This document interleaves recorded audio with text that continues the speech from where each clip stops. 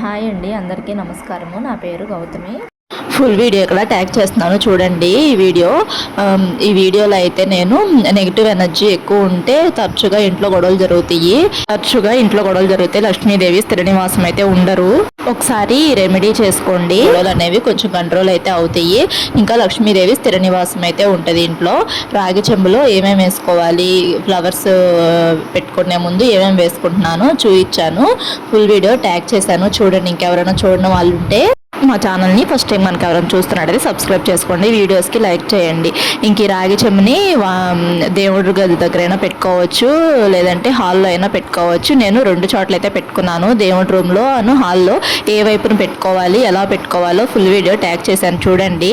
ఇదేమో పూజా రూమ్లో, ఇందా చూపించింది హాల్లో. ఏ వైపున పెట్టుకోవాలో నేను ఫుల్ వీడియోలో అన్ని డీటెయిల్స్ అయితే చెప్పాను చూడండి. ఇంకా ఈ వీడియో అయితే ఇది. Thanks for watching.